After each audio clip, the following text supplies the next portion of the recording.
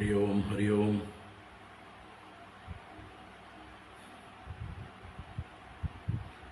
ഓം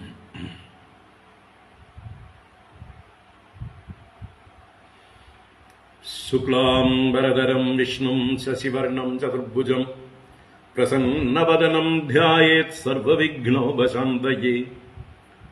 ഗുരവേ സർവലോകാനാം വിഷജേ ഭവരോഗിണാം നിധയേ സർവവിദ്യാനാം ദക്ഷിണാമൂർത്തയേ നമഃ. ജന്മാദ്യസ്യ യതോന്വയാദിതരതശ്ചാർത്ഥേഷ്വഭിജ്ഞസ്വരാട് തേനേ ബ്രഹ്മഹൃദായ ആദികവയേ മുഹ്യന്തി യത്സൂരയഃ. തേജോ വാരിമൃതാം യദാ വിനിമയോ യത്ര ത്രിസർഗോ മൃഷാ ദാംനാ സ്വേന സദാ നിരസ്തകുഹകം സത്യം പരം ധീമഹി. ധർമ്മഃ പ്രോജ്ജിതകൈതവോത്ര പരമോ നിർമ്മത്സരാണാം സതാം. വേദ്യം വാസ്തവമത്ര വസ്തു ശിവദം താപത്രയോന്മൂലനം. ശ്രീമദ്ഭാഗവതേ മഹാമുനികൃതേ കിം വാ പരൈരീശ്വരഃ സദ്യോ ഹൃദ്യവരുധ്യതേത്ര കൃതിഭിഃ ശുശ്രൂഷുഭിസ്തൽക്ഷണാത്. നിഗമകൽപതരോർഗളിതം ഫലം സുഖമുഖാതമൃതദ്രവസംയുതം പിബത ഭാഗവതം രസമാലയം മുഹുരഹോ രസികാ ഭുവി ഭാവുകാഃ. നാരായണം നമസ്കൃത്യ നരം ചൈവ നരോത്തമം ദേവീം സരസ്വതീം വ്യാസം തതോ ജയമുദീരയേത്. യം പ്രവ്രജന്തമനുപേതമപേതകൃത്യം ദ്വൈപായനോ വിരഹകാതര ആജുഹാവ. പുത്രേതി തന്മയതയാ തരവോഭിനേതുഃ തം സർവഭൂതഹൃദയം മുനിമാനതോസ്മി. യസ്വാനുഭാവമഖിലശ്രുതിസാരമേകം അധ്യാത്മദീപമതിതിതീർഷദാം തമോന്തം.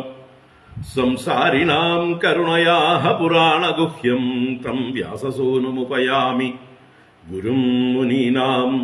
മൂകം കരോതി വാചാലം പങ്കും ലംഘയതേ ഗിരിം യത്കൃപാതമഹം വന്ദേ പരമാനന്ദമാധവം.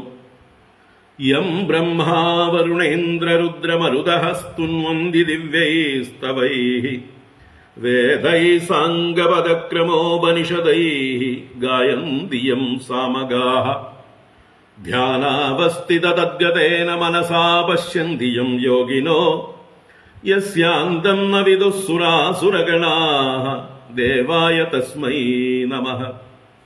കോമളം കൂജയൻ വേണും ശ്യാമളോയം കുമാരകഃ. വേദവേദ്യം പരം ബ്രഹ്മ ഭാസതാം പുരതോ മമ. ഭൂതൈർമഹദ്ഭിർയയിമാ പുരോ വിഭുഃ നിർമായശേതേ യദമൂഷു പൂരുഷഃ. ഭുങ്ക്തേ ഗുണാൻ ഷോഡശ ഷോഡശാത്മകഃ. സോലങ്കൃഷീഷ്ട ഭഗവാൻ വജാംസി മേ. സച്ചിദാനന്ദരൂപായ വിശ്വോത്പത്യാദിഹേതവേ താപത്രയ വിനാശായ ശ്രീകൃഷ്ണായ വയം നുമഃ. കൃഷ്ണായ വാസുദേവായ ഹരയേ പരമാത്മനെ പ്രണതക്ലേശനാശായ ഗോവിന്ദായ നമോ നമഃ. കൃഷ്ണായ വാസുദേവായ ദേവകീനന്ദനായ ച നന്ദഗോപകുമാരായ ഗോവിന്ദായ നമോ നമഃ. നമഃ പങ്കജനാഭായ നമഃ പങ്കജമാലിനേ നമഃ പങ്കജനേത്രായ നമസ്തേ പങ്കജാംഗ്രയേ. പീതാംബരം കരവിരാജിത ശംഖചക്രകൗമോദഗീ സരസിജം കരുണാസമുദ്രം രാധാസഹായമതിസുന്ദരമന്ദഹാസം. വാതാലയേശമനിശം ഹൃദി ഭാവയാമി. വാതാലയേശമനിശം ഹൃദി ഭാവയാമി. ഓം നമോ ഭഗവതേ വാസുദേവായ.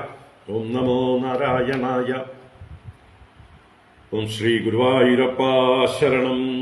ഓം നമഃ പരമർഷിഭ്യോ നമഃ പരമർഷിഭ്യഃ.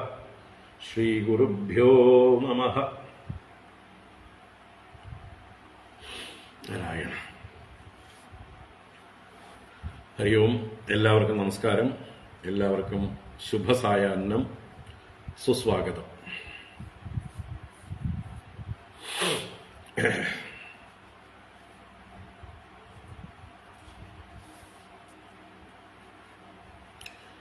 ഹരി ഓം. രാവിലെ ഒരു പ്രോഗ്രാം പുറത്ത് ഉണ്ടായിരുന്നു, ഒരു ഗായത്രി മഹായജ്ഞത്തിൽ പങ്കെടുക്കാൻ.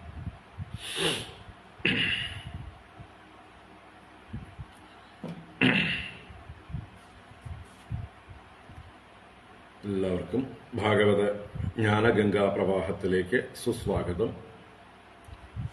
ഭാഗവതം സപ്തമസ്കന്ധം 15-ാം അധ്യായം നമ്മളൊരു 3-4 ക്ലാസ്സുകൾ കഴിഞ്ഞു, തുടർന്നുകൊണ്ടിരിക്കുന്നു. യുധിഷ്ഠിര നാരദ സംവാദ രൂപത്തിൽ വർണ്ണാശ്രമധർമ്മങ്ങളെല്ലാം പറഞ്ഞ അവസാനം സദാചാര നിർണയം എന്നുള്ള ആ ഒരു ഭാഗമാണ് നമുക്ക് വായിച്ചിട്ട് കാണാം. 80 ശ്ലോകമുള്ള ഈ 15-ാം അധ്യായത്തിലെ ആദ്യത്തെ 40 ശ്ലോകങ്ങൾ കാണാം. ഓം നമോ ഭഗവതേ വാസുദേവായ. അത ശ്രീമദ്ഭാഗവതേ സപ്തമസ്കന്ധേ 15-ഓധ്യായഃ. നാരദ ഉവാച. കർമ്മനിഷ്ഠാദ്വിജാഃ കേചിത് തപോനിഷ്ഠാ നൃപാപരേ സ്വാധ്യായേന്യേ പ്രവചനേ ഏകേചിത് ജ്ഞാനയോഗയോഃ. ജ്ഞാനനിഷ്ഠായ ദേയാനി കവ്യാനി ആനന്ദ്യമിച്ഛത ദൈവേ ച തദഭാവേ സ്യാദ് ഇതരേഭ്യോ യഥാർഹതഃ. ദ്വൗ ദൈവേ പിതൃകാര്യേ ത്രീൻ ഏകൈകമുഭയത്ര വാ ഭോജയേത് സുസമൃദ്ധോപി ശ്രാദ്ധേ കുര്യാത് ന വിസ്തരം. ദേശകാലോചിത ശ്രദ്ധാ ദ്രവ്യപാത്രാർഹണാനി ച സമ്യക് ഭവന്തി നൈതാനി വിസ്തരാത് സ്വജനാർപ്പണാത്. ദേശേ കാലേ ച സംപ്രാപ്തേ മുന്യന്നം ഹരിദൈവതം ശ്രദ്ധയാ വിധിവത് പാത്രേ ന്യസ്തം കാമദുഃഖ അക്ഷയം. ദേവർഷി പിതൃഭൂതേഭ്യോ ആത്മനെ സ്വജനായ ച അന്നം സംവിഭജൻ പശ്യേത് സർവം തത്പുരുഷാത്മകം. ന ദദ്യാദാമിഷം ശ്രാദ്ധേ ന ചാദ്യാത് ധർമ്മതത്വവിത്. മുന്യന്നൈ സ്യാത് പരാ പ്രീതിഃ യഥാ ന പശുഹിംസയാ. നൈതാദൃശഃ പരോ ധർമ്മോ നൃണാം സദ്ധർമ്മമിച്ഛതാം. ന്യാസോ ദണ്ഡസ്യ ഭൂതേഷു മനോവാക്കായജസ്യ യഃ. ഏകേ കർമ്മമയാൻ യജ്ഞാൻ ജ്ഞാനിനോ യജ്ഞവിത്തമാഃ. ആത്മസംയമനെ അനീഹാ ജുഹ്വതി ജ്ഞാനദീപിതേ. ദ്രവ്യയജ്ഞൈര്യക്ഷ്യമാണം ദൃഷ്ട്വാ ഭൂതാനി ബിഭ്യതി. ഏഷ മാ കരുണോ ഹന്യാത് അതജ്ഞോ ഹ്യസുതൃബ്ധ്രുവം.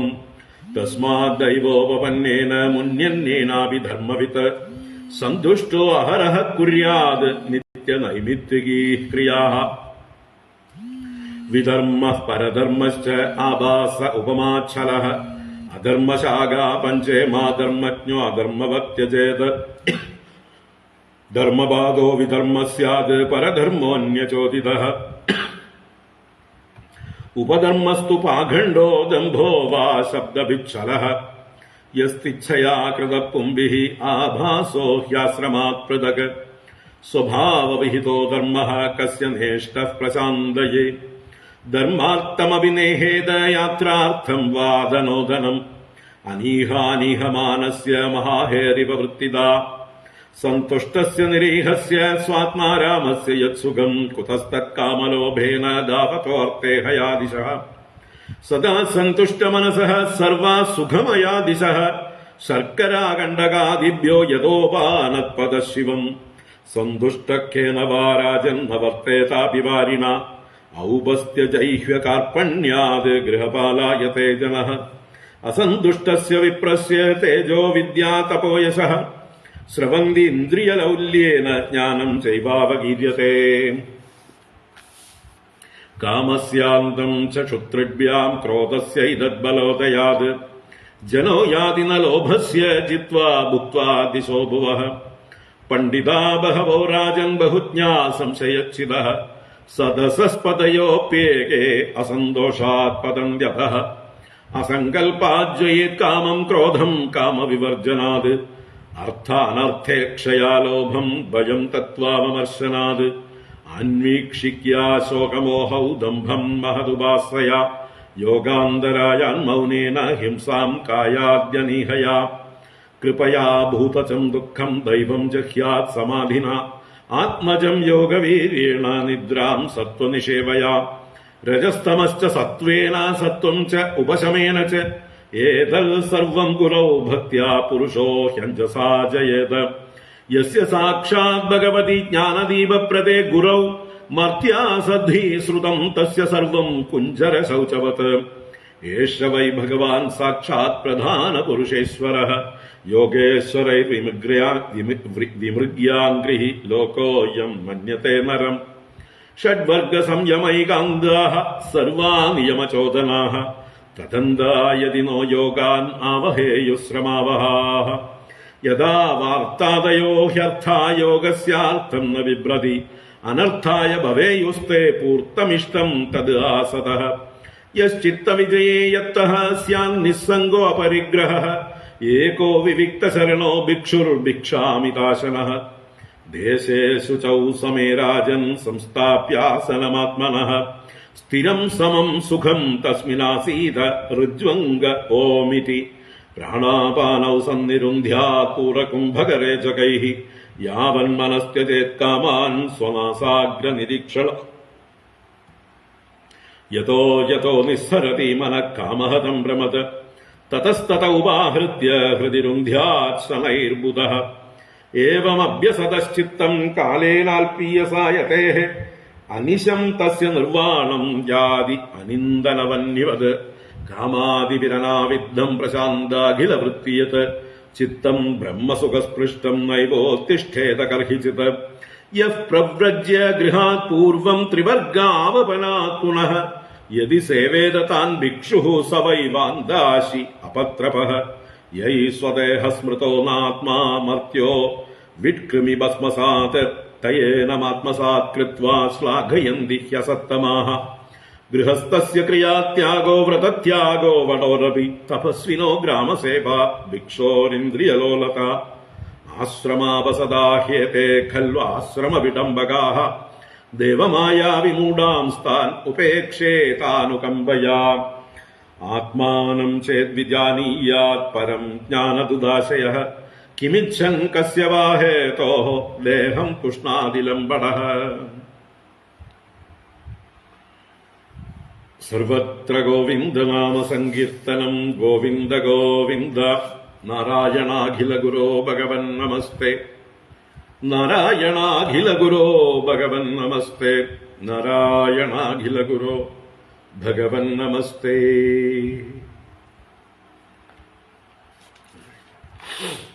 നാരായണ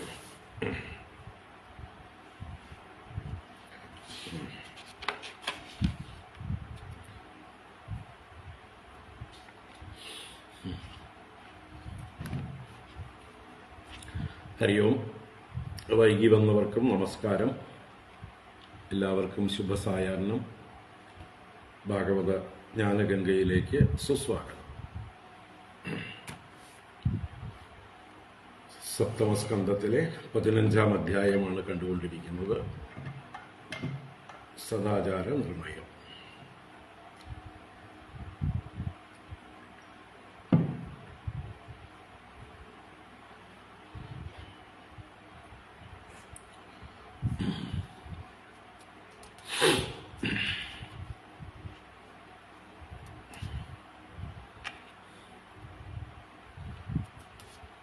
മിനിഞ്ഞാന്നത്തെ എടുത്ത ഭാഗം യദൃച്ഛാലാഭ സന്തുഷ്ടിയുടെ ആ ഒരു എന്താ പറയുക മഹത്വം അത് പരിശീലിക്കേണ്ടതാണ് എന്നുള്ളതിൻ്റെ ആവശ്യകത ഊന്നി പറഞ്ഞു. ഇന്നലെ നമ്മൾ 4 ശ്ലോകങ്ങളാണ് ആകെ എടുത്തത്, 20 മുതൽ 23 വരെ.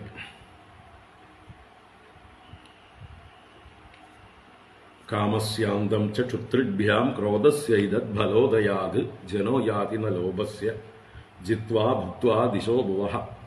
അപ്പോൾ ലോഭത്തിൻ്റെ ആ ഒരു ശക്തി, അതിനെ കീഴ്പ്പെടുത്താൻ വളരെ പ്രയാസമാണ് എന്ന് എടുത്തു പറയുകയാണ്. കാമം സ്വയം പ്രകടമല്ലാതെയാവും.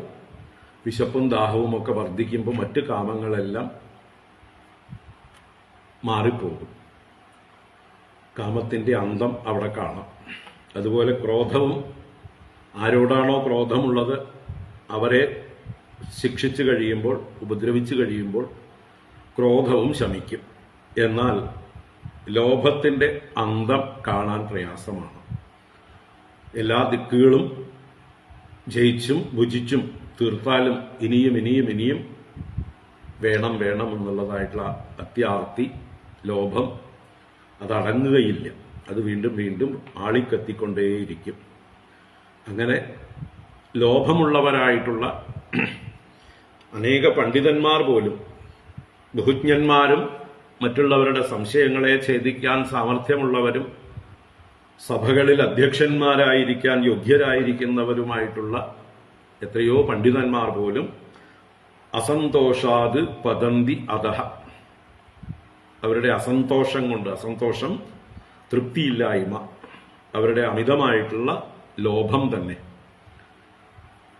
എന്ത് കിട്ടിയാലും മതിയാവായിക, അങ്ങനെയുള്ള അസന്തോഷം കൊണ്ട്, സന്തുഷ്ടിയില്ലാത്തത് കൊണ്ട് അധഃ പതന്തി, അവര് താഴോട്ടേക്ക് പതിക്കുന്നു, നശിക്കുന്നു എന്ന് പറഞ്ഞിട്ട് എങ്ങനെ വേണം നമ്മൾ ഓരോ ദോഷങ്ങളെയും ജയിക്കേണ്ടത് എന്നിനി എണ്ണി എണ്ണി പറയുകയായിരുന്നു. അസങ്കൽപ്പാത് ജയേത് കാമം, കാമത്തെ ജയിക്കാൻ സങ്കല്പത്തെ ഉപേക്ഷിക്കുക. ഏത് വിഷയത്തെക്കുറിച്ചാണോ നമ്മൾ വീണ്ടും വീണ്ടും വീണ്ടും നല്ലതാണ് എന്നുള്ള ചിന്ത നമ്മുടെ ഉള്ളിൽ വരുന്നത്, അതിനെയാണ് സങ്കല്പം എന്ന് പറയുന്നത്. ഇത് നല്ലതാണ്, ഇത് നല്ലതാണ്, ഇത് നല്ലതാണ്, ഇത് കൊള്ളാം, ഇതെനിക്ക് കിട്ടിയാൽ നന്നായിരുന്നു, ഇതെനിക്ക് സുഖം തരും എന്നുള്ള കൽപ്പനയാണ് സങ്കല്പം. സമ്യക്കായ കൽപ്പന, നല്ലത് എന്നുള്ള ചിന്ത. അപ്പോ ആ ചിന്തയെ വെടിഞ്ഞാലേ കാമത്തെ വെടിയാൻ സാധിക്കുള്ളൂ. ഓരോ വസ്തുക്കളിലും നമ്മൾ ഇല്ലാത്ത ശോഭയെ ആരോപിക്കുന്നത് നിർത്തുക. വസ്തുക്കൾക്ക് ശക്തി കൊടുക്കുന്നത് നമ്മൾ തന്നെയാണ്. വസ്തുക്കളായിട്ട് നമ്മളെ എങ്ങോട്ട് വന്ന് ബന്ധിക്കുന്നില്ല. വസ്തുക്കൾ അതാത് സ്ഥാനത്ത് അവരവരുടെ പാട്ടിൽ ഇരിക്കുന്നേ ഉള്ളൂ. നമ്മൾ അതിനെ മനസ്സിൽ ധ്യാനിച്ച് ധ്യാനിച്ച് ധ്യാനിച്ച് അവയ്ക്ക് ശക്തി പകർന്നു കൊടുക്കുകയാണ്. അപ്പോൾ അത് അസങ്കല്പം കൊണ്ട് കാമത്തെ ജയിക്കാം. ക്രോധത്തെ കാമവിവർജനാത്, അപ്പോൾ കാമത്തെ വർജിച്ചാൽ ക്രോധവും സ്വയം നശിച്ചുകൊള്ളും. അതുപോലെ അർത്ഥങ്ങളിലുള്ള അനർത്ഥേക്ഷ, അർത്ഥങ്ങളെ അനർത്ഥങ്ങളായിട്ട് ഈക്ഷിക്കുക, അതിനെ വിപരീത രീതിയിലും പ്രതിപക്ഷ ഭാവന ചെയ്തുകൊണ്ട് അതിന്റെ ദോഷവശങ്ങളെക്കുറിച്ച് ചിന്തിച്ചുകൊണ്ട് ലോഭത്തെ ജയിക്കാവുന്നതാണ്. ഓരോ വസ്തുക്കളും നമ്മൾ കാമിക്കുമ്പോൾ അതിൽ നിന്നുണ്ടാകുന്ന വിപരീത ഫലങ്ങളെക്കുറിച്ച് ചിന്തിക്കുക. അങ്ങനെ അനർത്ഥേക്ഷയ ലോഭം, നിരന്തരമായ അനർത്ഥേക്ഷ കൊണ്ട് ലോഭത്തെ ജയിക്കാം.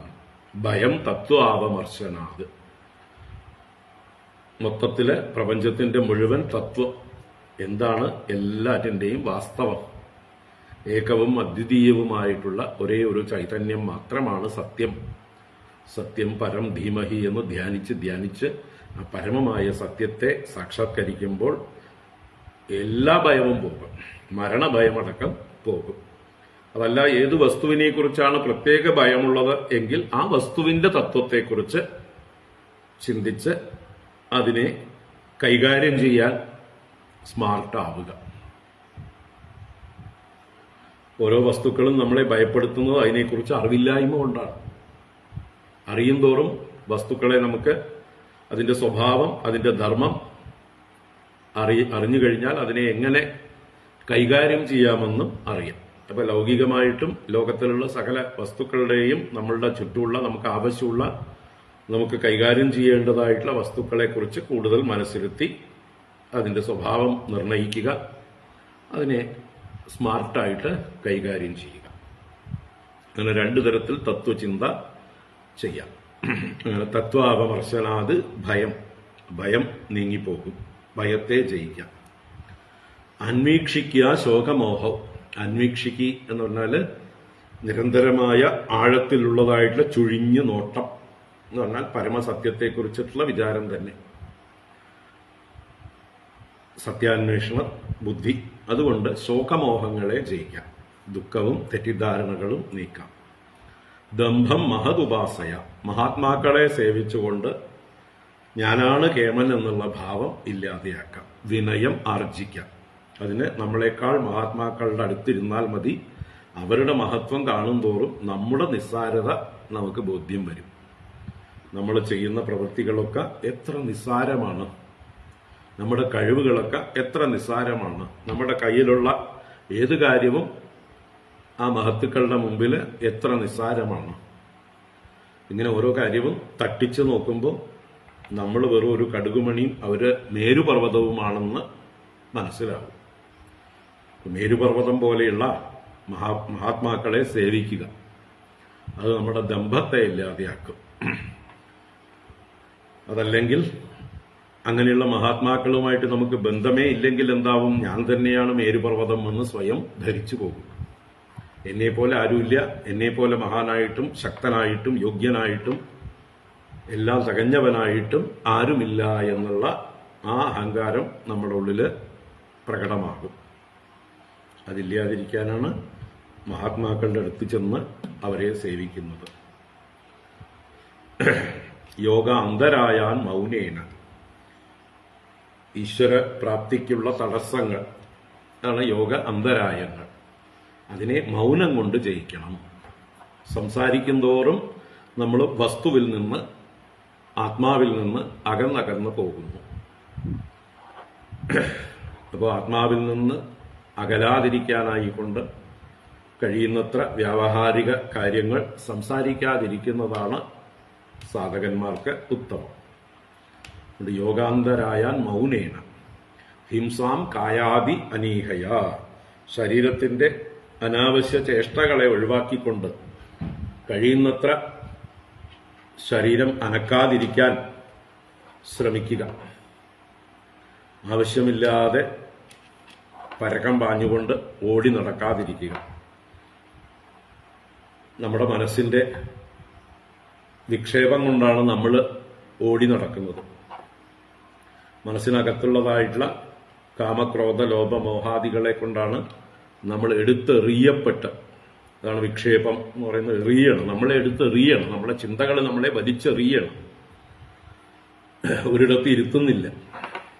അപ്പൊ അങ്ങനെ നമ്മുടെ ഉള്ളിൽ ഈ കാമക്രോധാദികളൊക്കെ ഇല്ലാതെയായി മനസ്സ് ശാന്തമാക്കുക, സ്വസ്ഥമാക്കുക.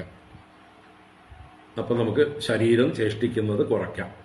ശരീരം അധികം ചേഷ്ടിക്കും തോറും ലോകത്തിലേക്ക് നമ്മൾ അധികം ഉപദ്രവം ഉണ്ടാക്കും. ഹിംസ വർദ്ധിച്ചു വരും. എത്രത്തോളം ശരീരത്തിന്റെ ചേഷ്ട കൂടുന്നുവോ അത്രത്തോളം ചുറ്റുപാടിന് നമ്മൾ ഡാമേജ് ഉണ്ടാക്കുന്നു. ഇത് മനസ്സിലാക്കി നമ്മുടെ മഹാത്മാക്കളൊക്കെ ധ്യാനനിരതരായി തപസ്സിലും സമാധിയിലും നിശ്ചലരായി ഗുഹകളിലും ആശ്രമങ്ങളിലും വനങ്ങളിലും കുടിലുകളിലൊക്കെ കഴിഞ്ഞിരുന്നു. ആരെയും ഉപദ്രവിക്കാതെ, ചുറ്റുപാടുള്ള ഒരു പുൽക്കൊടിയെ പോലും നോവിക്കാതെ, ഒരു ഉറുമ്പിനെ പോലും നോവിക്കാതെ, അവരുടെ സാന്നിധ്യം അവിടെ ഉണ്ടെന്ന് പോലും ആരെയും അറിയിക്കാതെ വളരെ ശാന്തരായി അവരവരിലേക്ക് ഒതുങ്ങി ചേഷ്ടാരഹിതരായി ഇരുന്നിരുന്നു.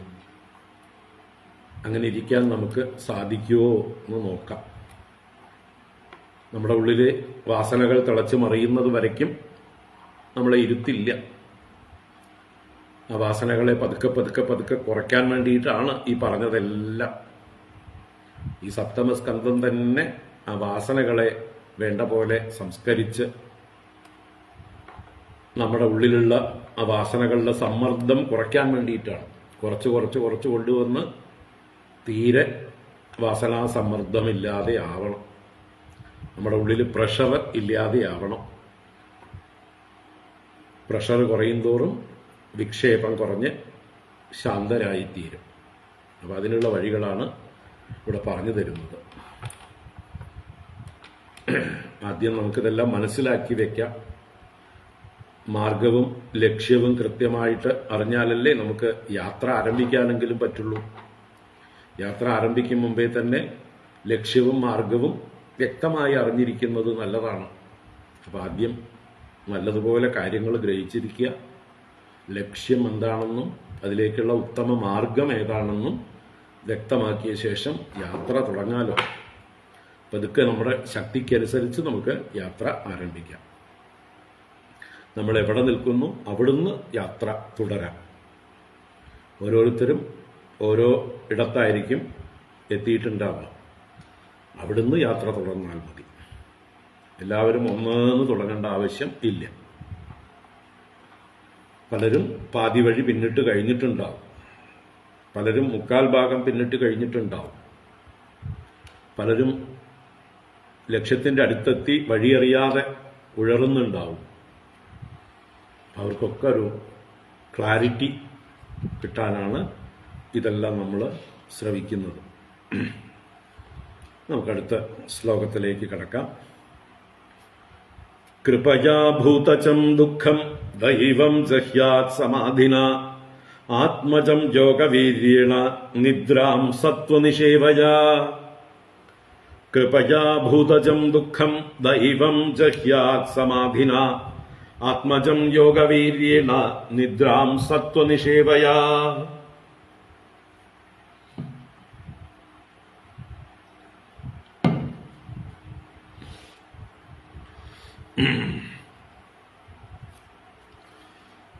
ഇനിയും എങ്ങനെ മറ്റു പല ദോഷങ്ങളെയും പരിഹരിക്കണം, ഉപേക്ഷിക്കണം, ജയിക്കണം എന്ന് പറഞ്ഞു തരികയാണ്. കൃപയാ ഭൂതചം ദുഃഖം ദൈവം ജഹ്യാത് സമാധിന. ഇവിടെ ജഹ്യാത് എന്നുള്ളതാണ് ക്രിയ. ജഹ്യാത് എന്ന ത്യജിക്കേണ്ടതാണ്, ഉപേക്ഷിക്കേണ്ടതാണ് എന്നാണ് ജഹ്യാത്. ജഹി എന്നും ജഹ്യാത് എന്നും രൂപം. ത്വം ജഹി, നീ ജഹിച്ചാലും നീ ഉപേക്ഷിച്ചാലും. മൂഢ ജഹീഹി ധനാഗമ തൃഷ്ണാം. ഇവിടെയും ജഹീഹി, നീ ത്യജിച്ചാലും ഹേ മൂഢ ധനാഗമ തൃഷ്ണാം ജഹീഹി. ഇവിടെ ജഹി എന്നുള്ളതാണ് ക്രിയാരൂപം. ഇവിടെ ജഹ്യാത് എന്ന് ആത്മനേപദ രൂപത്തിൽ പറഞ്ഞിരിക്കുന്നു. അപ്പൊ ഉപേക്ഷിക്കേണ്ടതാണ്. എന്തിനെ ഉപേക്ഷിക്കണം? ഭൂതചം ദുഃഖം കൃപയാ, ദൈവം ദുഃഖം സമാധിന, ആത്മജം ദുഃഖം യോഗവീര്യേണ, നിദ്രാം സത്വനിഷേധയാ ജഹ്യാത്. ഓരോ ഭാഗത്തും ജഹ്യാത് 4 ഭാഗത്തും ചേർക്കേണ്ടതാണ്. ഭൂതജം ദുഃഖം കൃപയാ ജഹ്യാത്, ദൈവം ദുഃഖം സമാധിനാ ജഹ്യാത്, ആത്മജം ദുഃഖം യോഗവീര്യേണ ജഹ്യാത്, നിദ്രാം സത്വനിഷേവയാ ജഹ്യാത്. അപ്പോ ഭൂതജം ദുഃഖം, ഭൂതജം ദുഃഖം, ഭൂതജം ഭൂതങ്ങളിൽ നിന്ന് ജനിക്കുന്ന ദുഃഖം. ആദിഭൗതികം എന്ന് നമ്മൾ പറയും. താപത്രയങ്ങൾ അല്ലെ? താപത്രയ വിനാശായ. എന്തൊക്കെയാണ് താപത്രയങ്ങള്? ആധ്യാത്മികം, ആദിഭൗതികം, ആദി ദൈവികം.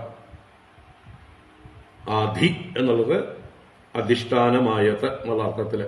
അതിദൈവതം തന്നെ, അതിഭൗതികം തന്നെ, അതി ആത്മികം തന്നെയാണ്. അതിനെ നീട്ടിപ്പറയുന്നു എന്നേ ഉള്ളൂ. അധ്യാത്മികം, അതിഭൗതികം, അതിദൈവികം. അതിനെ ആധ്യാത്മികം, ആദിദൈവികം, ആദിഭൗതികം എന്ന് ഒരു ദീർഘത്തോടെ പുരുഷനാവും പോലെ. അപ്പോ ഇവിടെ ഭൂതജം, ധകാരം 4-മത്തെയാണ്. ധ ആധി, അധി എന്നുള്ള ശബ്ദത്തിനോട് ബന്ധപ്പെടണം. അല്ലാതെ ധകാരം 3-മത്തെ മൃദുവല്ല. ഘോഷം. ത ധ ദ ധ. ധ എന്നുള്ള ആധി ആണ്. ആധി ഭൗതികം, ആധി ദൈവികം, ആധി ആത്മികം. ഭൂതജം ദുഃഖം എന്ന് പറയുമ്പോൾ ആദിഭൗതികം ദുഃഖം എന്ന് വെച്ചാൽ, ഭൗതികം എന്ന് പറഞ്ഞാൽ ചുറ്റുപാടുമുള്ള ഭൂതങ്ങളിൽ നിന്ന് ഉണ്ടാവുന്നതായിട്ടുള്ള ദുഃഖങ്ങൾ. അതെങ്ങനെ ജയിക്കണം എന്ന് പറയണ കൃപയാ ജഹ്യാത്. അതെ, കൃപയാ. കൃപ എന്ന് പറഞ്ഞാല് ഇപ്പൊ നമ്മുടെ ചുറ്റുപാടുള്ള ഭൂതങ്ങളോ മനുഷ്യരൊക്കെ ഭൂതങ്ങൾ തന്നെയാണ്. ഭൂതങ്ങളിൽ മനുഷ്യരും പെടും, മൃഗങ്ങൾ പെടും, ചുറ്റുപാടുള്ളതായിട്ടുള്ള എന്താ പറയുക സാമഗ്രികൾ, വാഹനങ്ങൾ, യന്ത്രങ്ങൾ, എന്തൊക്കെയുണ്ടോ ചുറ്റുപാട് കാണാവുന്നതായിട്ടുള്ള പാഞ്ചഭൗതികമായിട്ടുള്ള ഈ ലോകം. അപ്പോ ആരൊക്കെ നമ്മളെ ഏതൊക്കെ രീതിയിൽ ഉപദ്രവിക്കുന്നുവോ അവരോടൊക്കെ അങ്ങോട്ട് കൃപ തോന്നുക, അവരോട് സിമ്പതി തോന്നുക. അതൊരു ഉയർന്ന തലമാണ്. നമ്മളെ ഉപദ്രവിക്കുന്നവർ അവരുടെ അറിവില്ലായ്മ കൊണ്ടാണ്, അവർ നമ്മളെ മനസ്സിലാക്കായ്മ കൊണ്ടാണ്, അവരുടെ ഏതോ ഉള്ളിലുള്ള ഭയം കൊണ്ടാണ് നമ്മളെ ഉപദ്രവിക്കുന്നത്, പീഡിപ്പിക്കുന്നത്. അത് അവരുടെ അറിവില്ലായ്മ കൊണ്ടാണ് എന്നുള്ള ഭാവത്തിൽ നമുക്ക് അവരോട് കൃപ ഉണ്ടാവണം. അപ്പൊ കൃപ ഉണ്ടാവണമെങ്കിൽ നമ്മൾ ഒരുപാട് വലുതാവണം. കൊച്ചുകുട്ടികളോട് എങ്ങനെയാണോ അച്ഛനമ്മമാര് കൃപ കാണിക്കുന്നത്, എന്തുകൊണ്ടാണ് കാണിക്കാൻ കഴിയുന്നത്? അവർ കൊച്ചുകുട്ടികളല്ലേ, നമ്മള് മുതിർന്നവരല്ലേ, അറിവുള്ളവരല്ലേ, ശക്തിയുള്ളവരല്ലേ, പക്വതയുള്ളവരല്ലേ. കൊച്ചുകുട്ടികളുടെ തെറ്റുകൾ നമ്മൾ ക്ഷമിക്കേണ്ടതല്ലേ? ഇതാണ് അച്ഛനമ്മമാരും മുതിർന്നവരും കൊച്ചുകുട്ടികൾ ചെയ്യുന്ന തെറ്റുകളെ ക്ഷമിക്കുമ്പോൾ ആ കുട്ടികളോട് കൃപയാണ് കാണിക്കുന്നത്. ഈശ്വരൻ നമ്മളോട് നിരന്തരം കൃപ കാണിച്ചുകൊണ്ടേയിരിക്കുന്നു. നമ്മൾ ഓരോരുത്തരും ചെയ്യുന്ന തെറ്റുകൾക്ക് അപ്പപ്പ ശിക്ഷ തരികയാണെങ്കിൽ നമ്മളൊന്നും ഉണ്ടാവില്ല. അപ്പൊ നോക്കൂ, ഭഗവാൻ എത്ര കൃപാലുവാണ്, എത്ര വലിയ കാരുണ്യമാണ് ഭഗവാൻ നമ്മളോട് നിത്യവും നിരന്തരം കാണിച്ചുകൊണ്ടേയിരിക്കുന്നത്. നമ്മൾ ചെയ്യുന്ന എല്ലാ തെറ്റുകളെയും ക്ഷമിച്ച് ഭഗവാന്റെ സൃഷ്ടിജാലങ്ങൾക്ക് നമ്മൾ എത്ര ദ്രോഹമാണ് ഓരോ ദിവസവും ചെയ്തുകൊണ്ടിരിക്കുന്നത്. നമ്മളൊക്കെ ആണെങ്കിലോ ആ സ്ഥാനത്ത് നമ്മൾ നിർമ്മിച്ചു വെച്ച ഏതെങ്കിലും വസ്തുക്കളെ ആരെങ്കിലും വന്ന് നശിപ്പിച്ചാൽ, ഇൻക്ലൂഡിങ് നമ്മുടെ കുട്ടികളാണെങ്കിൽ പോലും, അല്ലേ, നമ്മൾ എന്തെങ്കിലുമൊക്കെ കുറച്ച് കഷ്ടപ്പെട്ട് നിർമ്മിച്ചു വെച്ചു, അതിനെ നമ്മുടെ കുട്ടികൾ തന്നെ വന്ന് നശിപ്പിച്ചാൽ നമ്മൾ സഹിക്കുമോ? തല്ലിക്കൊല്ലും നമ്മൾ, അല്ലേ? കിട്ടിയ ആയുധം കൊണ്ടും വടികൊണ്ടും അവരെ പ്രഹരിക്കും. അത് നമ്മുടെ സ്വന്തം കുട്ടികളാണെങ്കിൽ പോലും നമുക്ക് ക്ഷമിക്കാൻ പറ്റില്ല. അതെന്തുകൊണ്ട്? നമ്മുടെ വലിപ്പമില്ലായ്മ തന്നെയാണ്. നമ്മൾ സ്വയം ചെറുതായി പോകുകയാണ്. നമുക്ക് നമ്മൾ ചെയ്ത പ്രവൃത്തി വലിയൊരു കാര്യമായിട്ട് തോന്നുകയാണ്. എന്തുകൊണ്ട്? നമ്മൾ ചെറുതായതുകൊണ്ട്. നിസ്സാരമായിട്ടുള്ള കാര്യമായിരിക്കും, പക്ഷെ അതിനെ വലുതായിട്ട് തോന്നുന്നത് ആർക്കാ? കഴിവ് കുറഞ്ഞവർക്ക്. നല്ല കഴിവുള്ള സ്മാർട്ടായിട്ടുള്ള ആളുകൾക്ക് ഏത് പ്രവൃത്തിയും ഇനിയും ചെയ്യാം, സാരമില്ല, കൊച്ചുകുട്ടികളല്ലേ, അവര് നശിപ്പിച്ചോട്ടെ, ഞാൻ ഇനിയും ഉണ്ടാക്കിക്കോളാം, അല്ലെ? മണ്ണുകൊണ്ട് കുറച്ച് കളിപ്പാട്ടങ്ങളൊക്കെ ഉണ്ടാക്കിയ കൊച്ചുകുട്ടികൾ അതിനെ എറിഞ്ഞുടച്ചാൽ ആ മണ്ണുകൊണ്ട് നന്നായിട്ട് കൈകാര്യം ചെയ്യാൻ അറിയുന്ന ഒരു കലാകാരനാണെങ്കിൽ, ശില്പിയാണെങ്കിൽ അദ്ദേഹം ചിരിക്കും. സാരമില്ല, ഇനിയും ഞാൻ ഉണ്ടാക്കിത്തരാം, ഈ മണ്ണ് ഇവിടെ ഇഷ്ടം പോലെ ഉണ്ടല്ലോ, എന്റെ കയ്യിൽ കഴിവുണ്ടല്ലോ, ഇനിയും എത്ര വേണമെങ്കിൽ ഞാൻ ഉണ്ടാക്കിത്തരാം എന്ന് പറഞ്ഞ് നിസ്സാരമായിട്ട് അതിനെ സഹിക്കാൻ സാധിക്കുകയും ആ കുട്ടികളോട് കരുണ കാണിക്കാൻ സാധിക്കുകയും ചെയ്യും. അപ്പോൾ കരുണ കാണിക്കണമെങ്കിൽ നമ്മൾ വലുതാവണം, നമുക്ക് നിസ്സാരമാവണം കാര്യങ്ങളൊക്കെ. അതിന് എന്താ പറയുക, വലിയ ഗുരുതരമായിട്ടുള്ളൊരു കാര്യമായിട്ട് എടുക്കരുത്, ഗൗരവം കൊടുക്കരുത്. ഇപ്പൊ മറ്റുള്ളവർ നമ്മളോട് ചെയ്യുന്നതായിട്ടുള്ള തെറ്റുകളെ, നമ്മളോട് ചെയ്യുന്ന പീഡകളെ ചെറുതായി എടുക്കാനായിക്കൊണ്ട് നമുക്ക് ശ്രമിക്കാം. നമുക്ക് വലുതാവാൻ ശ്രമിക്കാം. അവരുടെ അറിവില്ലായ്മയെക്കുറിച്ച് ചിന്തിക്കാം. യേശുക്രിസ്തു പറഞ്ഞില്ലേ, ദൈവമേ, അവരറിയുന്നില്ല അവരെന്താണ് ചെയ്യുന്നതെന്ന്, അവരോട് പൊറുക്കേണമേ എന്ന് തന്നെ ചാട്ടവാറുകൊണ്ട് അടിക്കുകയും കുരിശിൽ അടിച്ച് തറയ്ക്കുകയും തന്നെ വല്ലാതെ പീഡിപ്പിക്കുകയും ചെയ്യുന്നതായിട്ടുള്ള തന്റെ പീഡകന്മാരെ കുറിച്ചാണ് അദ്ദേഹം ഇങ്ങനെ പറഞ്ഞത്. ദൈവമേ, അവരെന്താണ് ചെയ്യുന്നതെന്ന് അവരറിയുന്നില്ല, അവരോട് പൊറുക്കേണമേ. അപ്പം എത്ര ഒരു ഉയർന്ന തലത്തിലെത്തിയ ഒരു ഋഷിയാണ്, ഒരു മഹാത്മാവാണ്. അതുപോലെ നമുക്കും നമ്മുടെ ചുറ്റുപാടുള്ള ഭൂതങ്ങൾ നമ്മളെ ഏതെങ്കിലും തരത്തിൽ പീഡിപ്പിക്കുമ്പോൾ അവരോട് കരുണ കാണിക്കാൻ, സിമ്പതി കാണിക്കാൻ ശ്രമിക്കാം. ആർക്കൊക്കെ എത്രത്തോളം കാണിക്കാൻ പറ്റൂ അത്രത്തോളേ കാണിക്കാൻ പറ്റുള്ളൂ. അല്ലാതെ ഇപ്പോ കൃത്രിമമായിട്ട് ഇല്ലാത്ത വലിപ്പം ഉണ്ടാക്കി കാണിക്കാനൊന്നും പറ്റില്ല. ടോളറൻസിന് പരിമിതികളുണ്ട്. ഓരോരുത്തർക്കും എത്രത്തോളം ടോളറേറ്റ് ചെയ്യാൻ പറ്റുമോ അത്രത്തോളം ശ്രമിച്ചു നോക്കുക. ശ്രമമാണ്. ശ്രമിച്ച് നമുക്ക് നമ്മുടെ ടോളറൻസ് ലെവൽ അത് കൂട്ടാൻ ശ്രമിക്കാം. കൊച്ചുകുട്ടികൾ നമ്മുടെ നേരെ അടിപിടി കൂടുമ്പോൾ, ഇടിക്കുമ്പോൾ, നമ്മുടെ മേലേക്ക് കയറി നമ്മുടെ തലമുടിയൊക്കെ പിടിച്ച് വലിക്കുമ്പോൾ, നമ്മളെ കടിക്കുമ്പോൾ, പിച്ചുമ്പോൾ ഒക്കെ നമ്മൾ എങ്ങനെ തമാശയായിട്ട് അതിനെ എടുത്ത് അവരുടെ കൂടെ കളിക്കുന്നു, അവരോട് കൃപ കാണിച്ചുകൊണ്ട്. ആ ഒരു ആറ്റിറ്റ്യൂഡ് നമുക്ക് എല്ലാവരോടും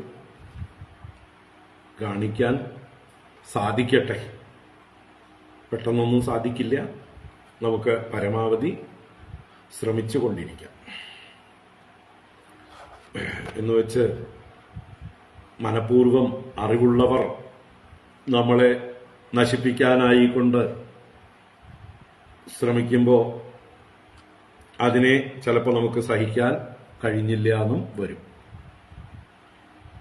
കാരണം നമ്മൾ അറിയുന്നു, അവർക്ക് ബോധമുണ്ട്, പക്ഷെ നമ്മളെ നശിപ്പിക്കാൻ വേണ്ടി തന്നെയാണ് അവർ അത് ചെയ്യുന്നത്. ചെറിയ തെറ്റിദ്ധാരണകൾ കൊണ്ടൊന്നുമല്ല, നമ്മളെ പൂർണ്ണമായിട്ട് ഇല്ലായ്മ ചെയ്യാൻ വേണ്ടിയിട്ടാണ് അവരിന്നത് ചെയ്യുന്നത് എന്ന് മനസ്സിലാക്കിയാൽ അവിടെ അവരോട് കരുണാപൂർവം തന്നെ, അവർ ഉള്ളിൽ കരുണയുണ്ടാവുക, പക്ഷേ നമ്മളെ നശിപ്പിക്കുന്നതിനെ തടയാം. കാരണം നമുക്ക് നിലനിന്നാലേ നമുക്ക് ഈ സത്യം സാക്ഷാത്കരിക്കാൻ സാധിക്കുള്ളൂ. ശരീരമാദ്യം ഖലു ധർമ്മസാധനം. നമ്മുടെ ശരീരം നിലനിന്നാലേ നമുക്ക് ധർമ്മത്തെ സാധിക്കാൻ കഴിയുള്ളൂ. മോക്ഷം പ്രാപിക്കാനുള്ള പ്രയത്നം ചെയ്യാൻ സാധിക്കുള്ളൂ. ഈ മനുഷ്യ ശരീരം പോയി കഴിഞ്ഞാൽ ഇനി എപ്പോഴാണ് അടുത്ത മനുഷ്യ ശരീരം കിട്ടുക എന്നത് അറിയില്ല. അപ്പൊ അതുകൊണ്ട് ആത്മജ്ഞാനം നേടിക്കഴിഞ്ഞവരാണെങ്കിൽ ആരെങ്കിലും മനഃപൂർവ്വം നമ്മളെ ഉപദ്രവിക്കുമ്പോഴും നിന്നുകൊടുക്കാം. ആ ഒരു ജ്ഞാനം നേടിയിട്ടില്ലാത്ത അവസ്ഥയിൽ നമുക്ക് നമ്മളെ നശിപ്പിക്കുന്നത് സമ്മതിച്ചു കൊടുക്കണമെന്ന് ഇല്ല. അതാണ് എല്ലാറ്റിനും ഒരു പരിധി വയ്ക്കാം. അപ്പൊ അവിടെയാണ് നമ്മൾ മറ്റു മതസ്ഥരും മറ്റുമൊക്കെ ഈ സനാതനധർമ്മത്തെ നശിപ്പിക്കണം എന്ന് കരുതിക്കൊണ്ട് നമ്മളെ ഉപദ്രവിക്കുകയും നമ്മുടെ ആചാരാനുഷ്ഠാനങ്ങളെ നിന്ദിക്കുകയും നമ്മുടെ ക്ഷേത്രങ്ങളെ ധ്വംസിക്കുകയും പരിഹസിക്കുകയും എല്ലാ രീതിയിലും നമ്മളെ പീഡിപ്പിക്കുമ്പോൾ അവിടെ നമ്മൾ റെസിസ്റ്റ് ചെയ്യുന്നതിലൊരു തെറ്റും ഇല്ല. കാരണം നമ്മുടെ സത്യസാക്ഷാത്കാരത്തിന് തടസ്സമാണതല്ല. നമ്മൾക്ക് ജീവിത ലക്ഷ്യം എന്താണ്? സത്യസാക്ഷാത്കാരം. അപ്പൊ അതിലേക്ക് തടസ്സമായിരിക്കുന്ന എല്ലാം സഹിക്കേണ്ട ആവശ്യം ഇല്ല. മനസ്സിലാവുണ്ടോ? ഇവിടെ നമ്മൾ സഹിക്കാൻ പറയുന്നത് അറിവില്ലായ്മ കൊണ്ട് ഓരോരുത്തര് നമ്മുടെ നേരെ ചെയ്യുന്ന പീഡകൾ അവരുടെ അറിവില്ലായ്മ കൊണ്ട് ചെയ്യുകയാണ്. നമ്മളെ നശിപ്പിക്കണം എന്നുള്ള പൂർണ്ണമായിട്ടുള്ള വൈരാഗ്യ ബുദ്ധിയൊന്നും അവരുടെ ഉള്ളിലില്ല. നമ്മുടെ ധർമ്മത്തെ നശിപ്പിക്കണം എന്നില്ല. ഒറ്റപ്പെട്ട സംഭവങ്ങളായിരിക്കും. അതിൽ നമുക്ക് കരുണ കാണിക്കാം. അല്ലാതെ വലിയ വലിയ എന്താ പറയുക തീവ്രവാദ പ്രവർത്തനങ്ങളെയും ധ്വംസനങ്ങളെയും നമ്മുടെ ശാന്തിയെ, സമൂഹത്തിന്റെ മൊത്തം ശാന്തിയെ ഇല്ലാതെയാക്കുന്ന പ്രവൃത്തികളെയും ഒന്നും നമുക്ക് സഹിക്കേണ്ട കാര്യം ഇല്ല. അത് നമ്മൾക്ക് കൃപയോടുകൂടി തന്നെ അതിനെ കൈകാര്യം ചെയ്യാം. അവരുടെ അത്യന്ത മൂഢത്വമാണ്. അവർ ഈ ജന്മത്തിൽ ചിലപ്പോൾ നേരെയാവാൻ പോകുന്നില്ല.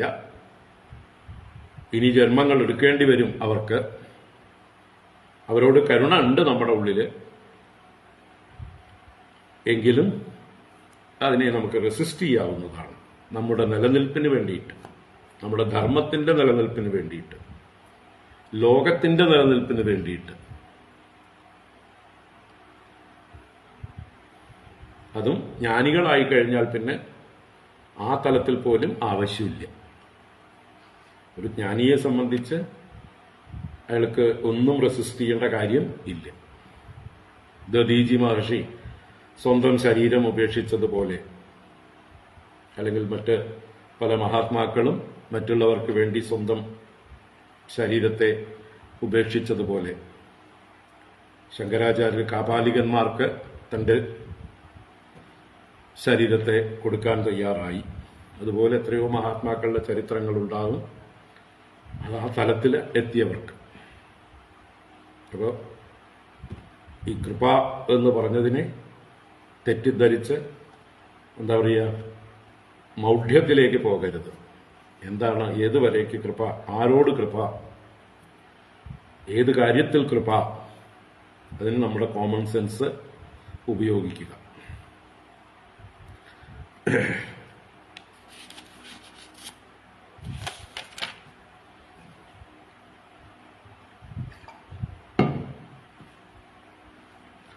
അപ്പോൾ ഭൗതികമായ ദുഃഖങ്ങൾ നമ്മളെ പീഡിപ്പിക്കുന്ന പ്രാണികൾ, മനുഷ്യർ, മറ്റ് ചുറ്റുപാടുള്ള ജന്തുക്കൾ എല്ലാറ്റിനോടും കരുണ കാണിക്കുക. അപ്പോൾ ആ ദുഃഖം നമുക്ക് കുറയും.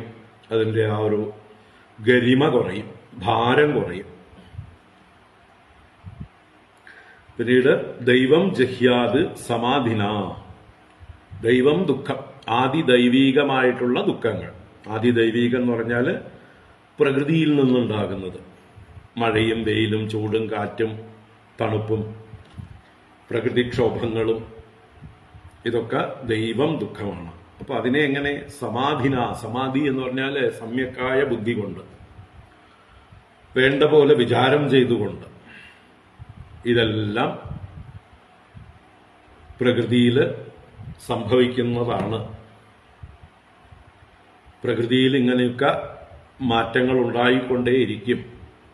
അതിൽ പല മാറ്റങ്ങൾക്കും കാരണം മനുഷ്യരുടെ കൂട്ടായ തെറ്റായ പ്രവൃത്തികളുടെ അനന്തരഫലമാണ്. പ്രകൃതിയെ സംരക്ഷിക്കേണ്ട മനുഷ്യൻ പ്രകൃതിയെ നശിപ്പിച്ചുകൊണ്ടിരുന്നാൽ പ്രകൃതി തിരിച്ചടിക്കും. അപ്പൊ നമ്മുടെ കർമ്മഫലമാണ് നമ്മൾ അനുഭവിക്കുന്നത്. നമ്മളും അതിൽ പങ്കാളികളാണ്. ഈ കർമ്മഫലം അനുഭവിക്കാൻ നമ്മളും ബാധ്യസ്ഥരാണ്. കാരണം മറ്റുള്ളവരാണ് പ്രകൃതിയെ നശിപ്പിക്കുന്നതെങ്കിലും അത് കണ്ടുകൊണ്ട് നിൽക്കുന്നുണ്ട്, നമ്മൾ അതിനെ സപ്പോർട്ട് ചെയ്യുന്നുണ്ട്. പല രീതിയിൽ അതിൽ നിന്ന് ഭാഗഭാക്കുകളാവുന്നുണ്ട് നമ്മൾ, പ്രത്യക്ഷമല്ലെങ്കിലും പരോക്ഷമായെങ്കിലും. അപ്പോൾ നമ്മളും അത് അനുഭവിക്കാൻ ബാധ്യസ്ഥരാണ്. അപ്പൊ അത് വിചാരം ചെയ്തുകൊണ്ട്, സമാധി എന്ന് പറഞ്ഞാൽ യദ്യത് ഭവ്യം ഭവതു ഭഗവൻ പൂർവകർമാനുരൂപം. എന്തൊക്കെയാണ് ഭവിക്കാനുള്ളത് എല്ലാം ഭവിക്കട്ടെ, ഇതെല്ലാം നമ്മുടെയൊക്കെ പൂർവകർമ്മങ്ങൾക്ക് അനുസരിച്ചാണ്, നമ്മൾ വരുത്തിവെച്ച വിനകളാണ് എന്ന് കർമ്മഫലങ്ങളെ സ്വയം അപ്രതീകാരപൂർവകം അവയെ എന്താ പറയുക, പ്രതികാരം ചെയ്യാതെ സഹിക്കുക. സഹനം സർവദുഃഖാനാം അപ്രതീകാരപൂർവകം ചിന്താവിലാപരഹിതം സാ തിദിക്ഷ നിഗദ്യതേ. അപ്പൊ അങ്ങനെ തിദിക്ഷ, എല്ലാറ്റിനെയും സമാധി കൊണ്ട് ദൈവീകമായ ദുഃഖങ്ങളെ ഉപേക്ഷിക്കുക, അല്ലെങ്കിൽ അതിൻ്റെ ദുഃഖങ്ങളുടെ എന്താ പറയുക വലിപ്പം കുറയ്ക്കുക, പീഡ കുറയ്ക്കുക. ആത്മജം യോഗവീര്യേണ. ആത്മജം എന്ന് പറഞ്ഞാലോ ആധ്യാത്മികം, അവനവനിൽ നിന്നുണ്ടാകുന്ന.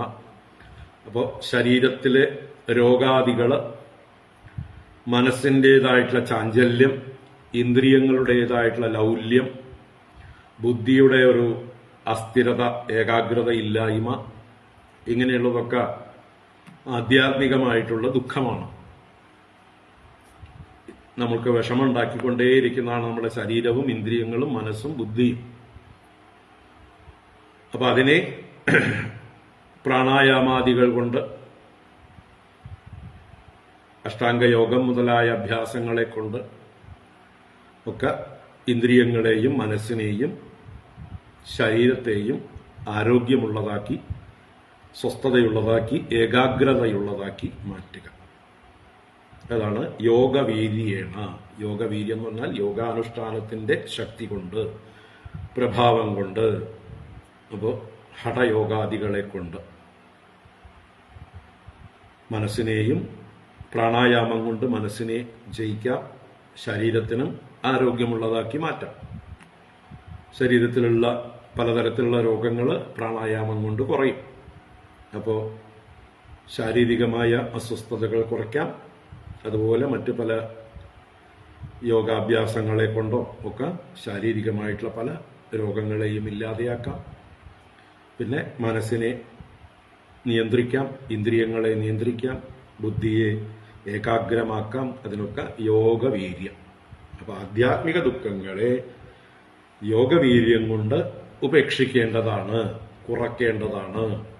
നിദ്രാം സത്വനിഷേവയ. നിദ്ര, നമുക്കെപ്പോഴും ആലസ്യാദികള്, നിദ്ര, ഉറക്കം വന്നുകൊണ്ടിരിക്കുകയാണ്, ഒന്നും ചെയ്യാൻ തോന്നുന്നില്ല എങ്കിൽ സത്വനിഷേവയ, സാത്വികമായ കാര്യങ്ങളെ സേവിച്ചുകൊണ്ട് തമസ്സിനെ ജയിക്കേണ്ടതാണ്. നിദ്ര എന്നുള്ളത് തമോ ഗുണമാണ്.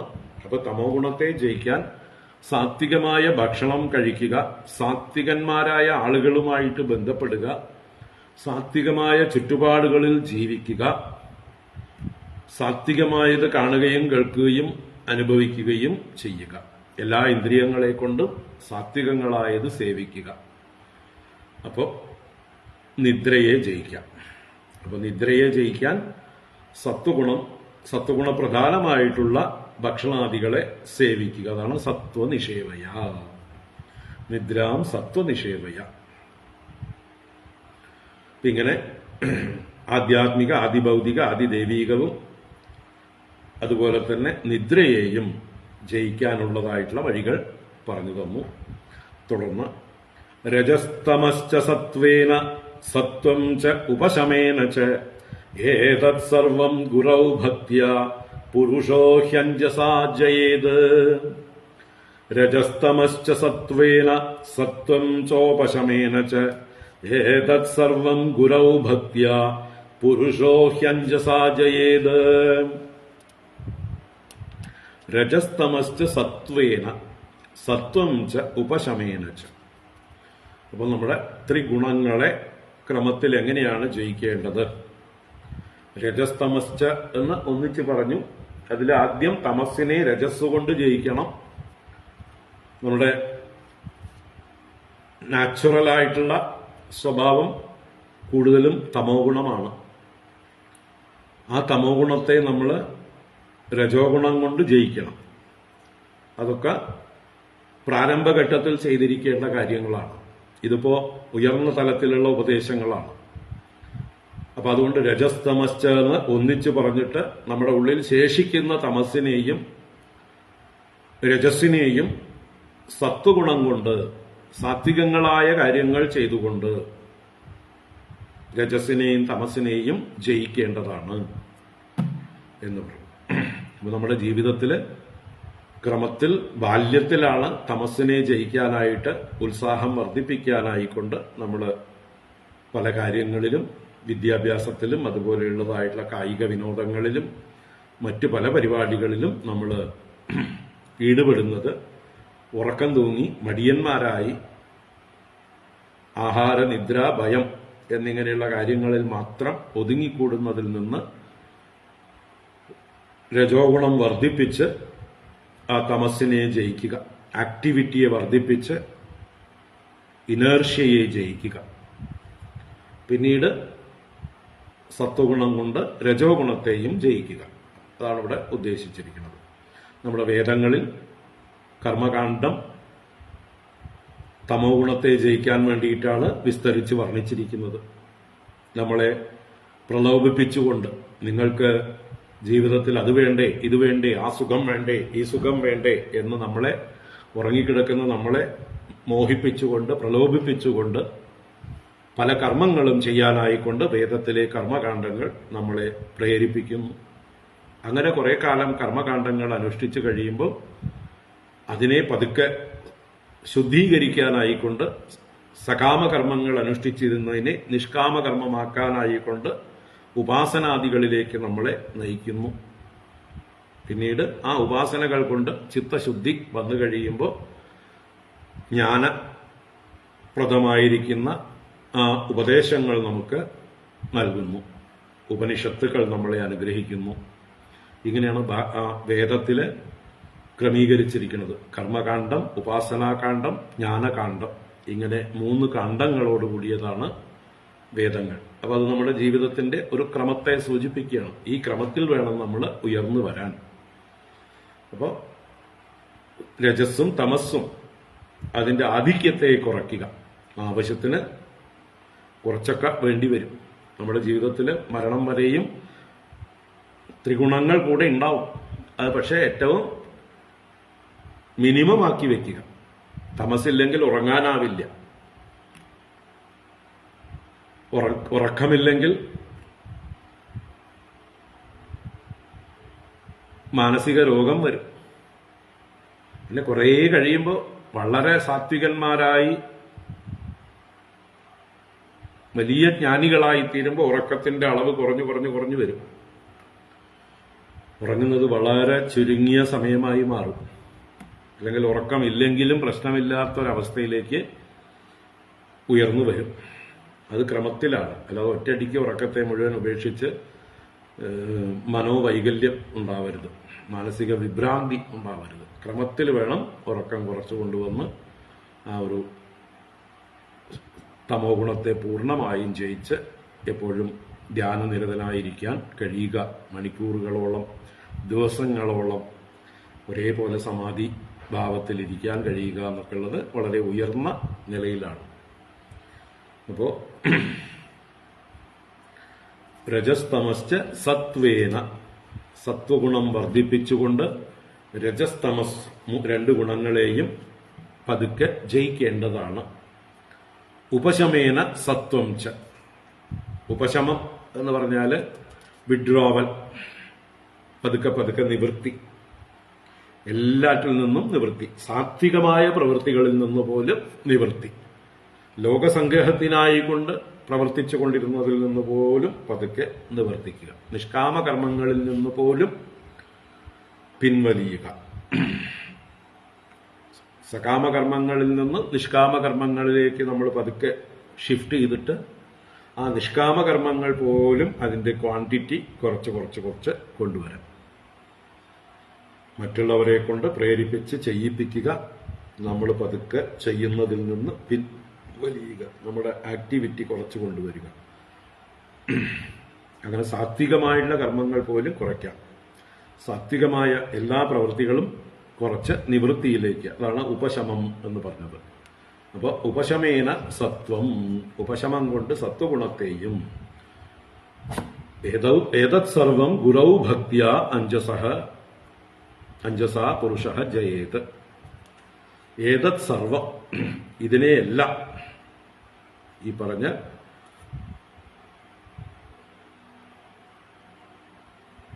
ഈ പറഞ്ഞ കാര്യങ്ങൾ ഇതിനെല്ലാം ജയിക്കാനായിക്കൊണ്ട് സത്വം, രജസ്, തമസ് മുതലായിട്ടുള്ള 3 ഗുണങ്ങളെ ജയിച്ച് ആ ഒരു സാമർഥ്യം എങ്ങനെയാണ് നമുക്ക് നേടിയെടുക്കാൻ കഴിയുക? ഇതെല്ലാം സാധിക്കുന്നത് അഞ്ജസ, എളുപ്പത്തിൽ കഴിയും. പുരുഷ ജയേത്, പുരുഷൻ ജയിക്കും. എങ്ങനെയായാൽ? ഗുരൗ ഭക്തിയ, ഗുരുവിലുള്ളതായിട്ടുള്ള ഭക്തി കൊണ്ട്, ഗുരുഭക്തി കൊണ്ട് ഈ പറഞ്ഞ കാര്യങ്ങളൊക്കെ, മുമ്പേ പറഞ്ഞ ജയം, ഏതേത് ജയങ്ങളും ഗുരുഭക്തി കൊണ്ടാണ് എളുപ്പത്തിൽ സാധിക്കുക എന്ന് വെച്ചാൽ നമ്മൾ ഒറ്റയ്ക്ക് പ്രയത്നിക്കുന്നതിനേക്കാൾ ഒരു ഗുരുവിന്റെ അനുഗ്രഹം നമുക്ക് കൂടെയുണ്ട് എന്നുള്ളതായിട്ടുള്ള ബോധമുണ്ടെങ്കിൽ, ഞാൻ ഒറ്റയ്ക്കല്ല, ഗുരു പരമ്പര മുഴുവൻ എന്റെ കൂടെയുണ്ട്, ആ ഗുരു പരമ്പരയുടെ പ്രതിനിധിയാണ്, അവസാനത്തെ കണ്ണിയാണ് എന്നെ കൈപിടിച്ചിരിക്കുന്നത്. സദാശിവ സമാരംഭാം ശങ്കരാചാര്യ മധ്യമാം അസ്മദാചാര്യ പര്യന്താം വന്ദേ ഗുരു പരമ്പരാം. ആ ഗുരു പരമ്പരയിലെ എന്റെ മുമ്പിലുള്ള ഇമ്മീഡിയറ്റ് ആയിട്ടുള്ള ഗുരു, അത് ഈ സദാശിവനിൽ നിന്ന് ആരംഭിച്ച ആ ചങ്ങലയിലെ എന്നെ പിടിച്ചിരിക്കുന്ന കണ്ണിയാണ്. ഞാൻ എന്റെ കൈ കൊടുത്തിരിക്കുന്നത് എന്റെ തൊട്ടുമുകളിലുള്ള ഗുരുവിനാണ്. ആ ഗുരു അദ്ദേഹത്തിന്റെ ഗുരുവിനെ പിടിച്ചിട്ടുണ്ട്, അദ്ദേഹം അദ്ദേഹത്തിന്റെ ഗുരുവിനെ പിടിച്ചിട്ടുണ്ട്. അങ്ങനെ ആ ആദി ഗുരുവായ ദക്ഷിണാമൂർത്തിയിൽ നിന്നുള്ള അനുഗ്രഹം ഇവരിലൂടെ പകർന്ന് എന്നെ ഈ സംസാര സാഗരത്തിൽ നിന്ന്, എന്നെ ഈ ദുരിത കയങ്ങളിൽ നിന്ന്, എന്റെ ഈ നെഗറ്റിവിറ്റികളിൽ നിന്ന് എല്ലാം കരകയറ്റുന്നു. എന്റെ പൗരുഷം കൊണ്ടല്ല.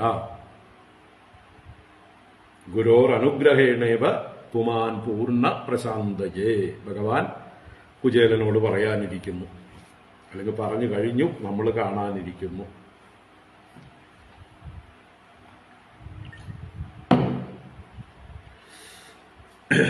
അപ്പോ ആ ഗുരുവിലുള്ള ഭക്തി, ആ ഗുരു തന്റെ കൂടെയുണ്ട്, തന്നെ കൈപിടിച്ച് എപ്പോഴും അനുഗ്രഹിച്ചുകൊണ്ടിരിക്കുന്ന, അനുഗ്രഹം എന്ന് പറഞ്ഞാൽ കൈപിടിക്കൽ തന്നെയാണ്, കൈവിടാതെ പിടിക്കലാണ് അനുഗ്രഹം. അപ്പൊ ഞാൻ വീഴില്ല, ഞാൻ പതിക്കില്ല, കാരണം ഞാൻ എന്റെ ഗുരുവിനെ പിടിച്ചിട്ടുണ്ട്, ഗുരു തിരിച്ചും പിടിച്ചിട്ടുണ്ട്. വീഴാൻ വഴിയില്ല. ആ പൂർണ്ണ വിശ്വാസം, ഗുരുവിലുള്ളതായിട്ടുള്ള വിശ്വാസം, സമർപ്പണം തീർച്ചയായിട്ടും ഇതിലൊക്കെ എളുപ്പത്തിലാക്കും. ഈ പറഞ്ഞ കാര്യങ്ങളൊക്കെ നമുക്ക് ഒരു ചെളിക്കുണ്ടിൽ വീണ് കിടക്കുന്ന ഒരാൾക്ക് ഉറച്ചിരിക്കുന്ന ഭൂമിയിൽ നിന്ന്, കരയിൽ നിന്ന് ഒരാള് കയറിട്ട് തന്നു പിടിച്ചാൽ നമുക്ക് ആ കയറിൽ പിടിച്ച് ഈ ചെളിയിൽ നിന്ന് കരകയറാം. നമ്മൾ ഒറ്റയ്ക്കാ ശ്രമിക്കുന്നതെങ്കിലോ ചെളിയിൽ ആണ്ടാണ്ട് പോവുകയേ ഉള്ളൂ. അപ്പൊ നമ്മളിവിടെ ആണ്ട് പോവുകയില്ല. ഒരു വലിയ കൈ നമ്മളെ നീട്ടി പിടിച്ചിട്ടുണ്ട്, ആ കയ്യിൽ ഞാൻ മുറുക്കെ പിടിച്ചിട്ടുണ്ട്. ഗുരുവിന്റെ അനുഗ്രഹം എന്റെ കൂടെയുണ്ട്. ഈശ്വര അനുഗ്രഹം തന്നെയാണത്. ഈശ്വര അനുഗ്രഹം എന്റെ ഗുരുവിലൂടെ ഞാൻ അനുഭവിക്കുന്നു. ഒരു കാരുണ്യമായി ഞാൻ അനുഭവിച്ചുകൊണ്ടേയിരിക്കുന്നു എന്നുള്ളതായിട്ടുള്ള ആ ഒരു ഭാവം. അപ്പോ അഹങ്കാരമില്ലാതെയുമാവും. അഹങ്കാരത്തോടുകൂടെ നമ്മൾ പരിശ്രമിച്ചാൽ, ഞാൻ മുമ്പേ പറഞ്ഞ ചെളിക്കുണ്ടില് ഒറ്റയ്ക്കുള്ള പരിശ്രമം കൂടുതൽ കൂടുതൽ ആഴത്തിലേക്ക് നമ്മളെ ആഴ്ത്തുകയേ ഉള്ളൂ.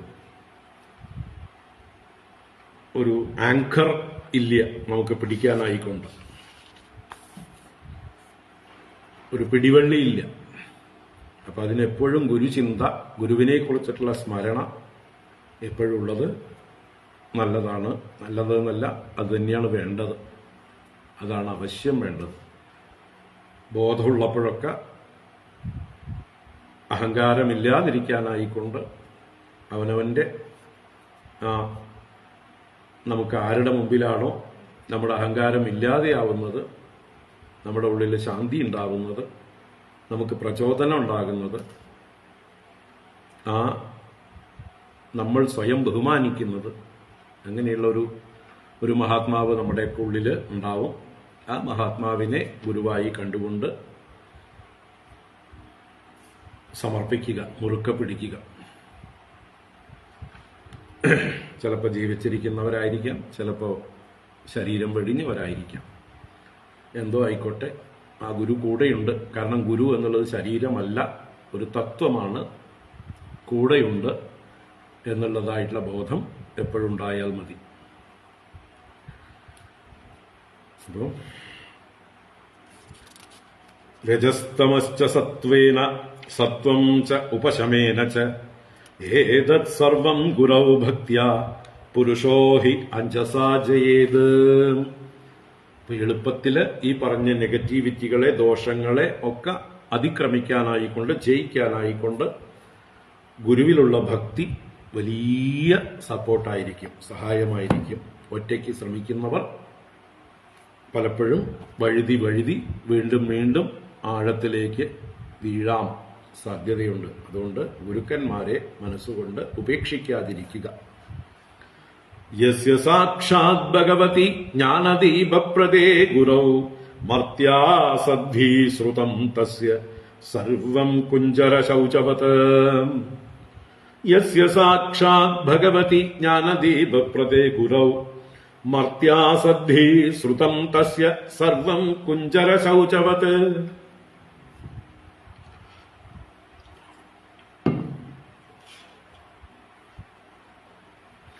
ഉപനിഷത്തുകളിൽ പറഞ്ഞിരിക്കുന്ന ആശയം തന്നെയാണ് ഇതെല്ലാം.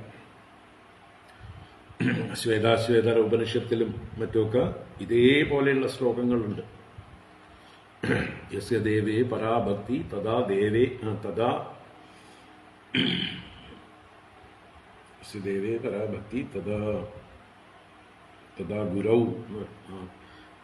ആർക്കാണോ ദേവന്റെ നേരെ പരമമായിട്ടുള്ള ഭക്തിയുള്ളത്, അതേപോലെ ഗുരുവിന്റെ നേർക്കും ഭക്തിയുള്ളത്, അവന്റെ ആഗ്രഹങ്ങൾ, അവന്റെ അർത്ഥങ്ങൾ എല്ലാം തന്നെ സഫലമായി തീരുന്നു. അവന്റെ പ്രാർത്ഥനകൾ, അവന്റെ പ്രയത്നങ്ങൾ എല്ലാം തന്നെ പ്രയോജനം നൽകുന്നു. അവനെല്ലാ കാര്യങ്ങളും ക്ഷിപ്രസാധ്യമായി തീരുന്നു എന്ന് ഉപനിഷത്ത് മന്ത്രങ്ങളുണ്ട്. അത് തന്നെയാണ് ഇവിടെ പറയുന്നത്.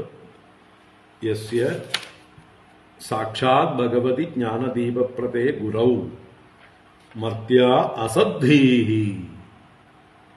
അപ്പൊ യസ്യ ഏതൊരുവനാണോ ഗുരൗ എന്ന് പറഞ്ഞാൽ ഗുരുവിൽ.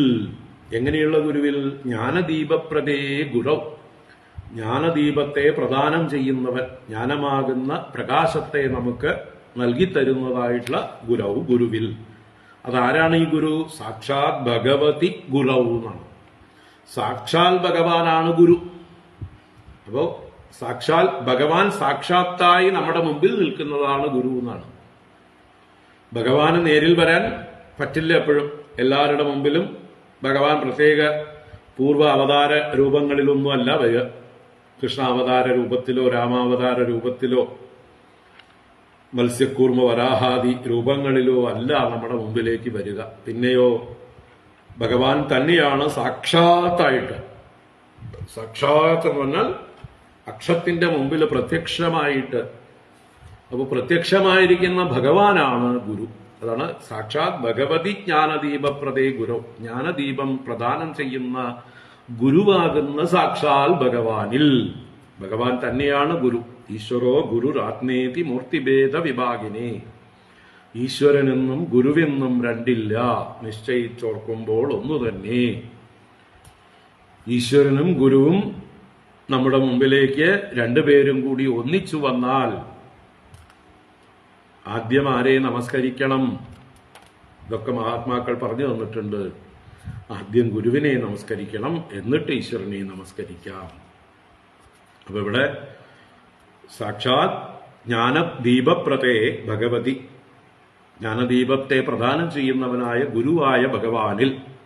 ഭഗവാൻ തന്നെയാണ് ഗുരുരൂപത്തിൽ വന്നിരിക്കുന്നത്. അങ്ങനെയുള്ള ഗുരുവിൽ മർത്യ അസദ്ധീഹി, മർത്യബുദ്ധി, അസദ്ധിയാണത്. അസത്തായ ധി, ശരിയല്ലാത്ത സത്തായ ബുദ്ധിയല്ല, സദ്ബുദ്ധിയല്ല, അത് അസദ്ബുദ്ധി, മർത്യഭാവം. ഇവൻ എന്നെ പോലെ ഒരു മനുഷ്യൻ, എന്നെ പോലെ ഒരു പ്രാകൃത മനുഷ്യൻ, എന്നേക്കാൾ ദോഷങ്ങളൊക്കെ ഉള്ള മനുഷ്യൻ എന്നൊക്കെയുള്ള രീതിയിൽ ഒരു സാധാരണ മനുഷ്യനായിട്ട് ഗുരുവിനെ ആര് കാണുന്നുവോ അവന്റെ തസ്യ സർവം ശ്രുതം, അവന്റെ ശ്രവിച്ചത് മുഴുവൻ, സർവം ശ്രുതം, കേട്ടത് മുഴുവൻ, അവൻ പഠിച്ചത് മുഴുവൻ കുഞ്ചര ശൗചവത്.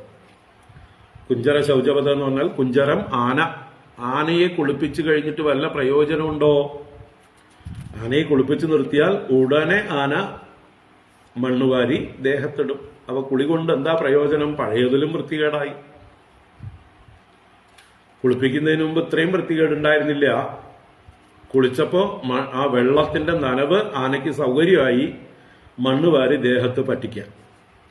അപ്പൊ ദേഹം മണ്ണ് പറ്റിയിട്ട് കൂടുതൽ അഴുക്കായി. എന്നതുപോലെ ഗുരുവിൽ മർത്യബുദ്ധിയോടുകൂടിയിരിക്കുന്ന ആളുകളുടെ വിദ്യ അവർക്ക് ഭാരമായി തീരും. അവരുടെ അഹങ്കാരത്തെ വർദ്ധിപ്പിക്കും. അതുകൊണ്ട് ആ ഗുരുവിനെ ഒരു മനുഷ്യനായി, സാധാരണ മനുഷ്യനായി, പ്രാകൃതനായി കാണുന്നതിന് പകരം സാക്ഷാൽ ഈശ്വരൻ തന്നെ അനുഗ്രഹിക്കാനായിക്കൊണ്ട് വന്നിരിക്കുകയാണ് എന്നുള്ള ആ ഒരു ഭാവം. ഗുരുവില് എന്ത് കുറവുകൾ ഉണ്ടായിക്കോട്ടെ, ദോഷങ്ങൾ ഉണ്ടായിക്കോട്ടെ, അത് നമ്മൾ ഗുരുവായിട്ട് അദ്ദേഹത്തെ കരുതിയിട്ടുണ്ടെങ്കിൽ പിന്നെ നമ്മൾക്കത് കാണില്ല. നമ്മൾ അദ്ദേഹത്തിന്റെ മഹത്വം ശരിക്ക് കാണാൻ തുടങ്ങിയാൽ പിന്നെ അദ്ദേഹത്തിന്റെ ദോഷങ്ങളൊന്നും നമുക്ക് കാണാൻ കഴിയില്ല. ആ ഉള്ളില് ഗുരുത്വം ഉറയ്ക്കുന്നത് വരയ്ക്ക് പലപ്പോഴും നമുക്ക് എന്തെങ്കിലുമൊക്കെ ന്യൂനതകൾ കാണും. ഗുരുവിനെ ശരിക്കും അടുത്തറിഞ്ഞ് അദ്ദേഹത്തിന്റെ മഹത്വം നമ്മുടെ ഉള്ളില് ഉറച്ചു കഴിഞ്ഞാൽ പിന്നെ ഒരിക്കലും അതിന് ഒരു ഇളക്കമുണ്ടാവില്ല, ഒരു ദോഷവും നമുക്ക് കാണാൻ കഴിയില്ല.